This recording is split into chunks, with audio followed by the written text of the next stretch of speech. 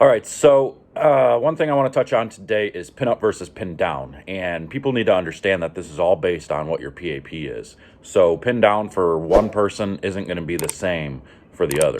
You know, for one person, that third VAL number is going to have to be like 80 to get it below the fingers because their positive axis is so high.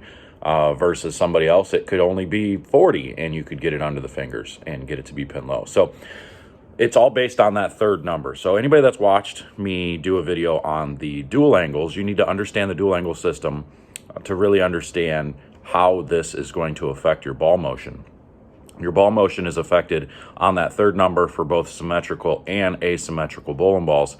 That third number is basically going to tell you the closer you get to 20 degrees, the lower that number, the higher your pin's going to be and the more responsive to friction it's going to be.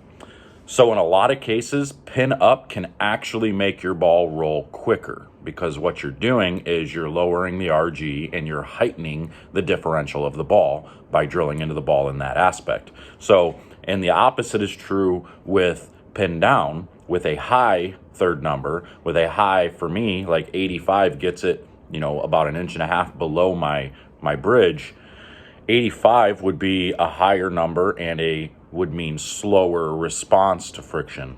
So it heightens your RG and lowers your differential of the bowling ball, which gets the ball actually to be cleaner and blend out and be a little bit better through the front and middle part of the lane. And then it can be it's more of a rounded shape. That doesn't mean it's going to be stronger down lane. It just means it's going to be cleaner and it's going to be a smoother shape overall. It's going to be less responsive to friction because you're getting away from 20 degrees. The higher you go, the littler it's going to respond to friction. So when you have a lane surface that, let's say you're late in the day and the lanes are beat up, and you need a ball to get through there a lot easier and not overreact to the friction, pin up is the worst thing you can do because you're using a ball that is higher response to friction. So it's going to try and see that friction much quicker. This is where people get confused, and they've always been told, well, if my pin's tall, that means it's going to get down lane further. No, that means it's going to be higher response to the friction. If my pin's lower, that means it's going to respond slower to the friction. So it makes it actually look like your ball gets through there quicker. So I get a lot of people that'll say, well, I was told pin down is going to make your ball hook early and pin up is going to make it hook later.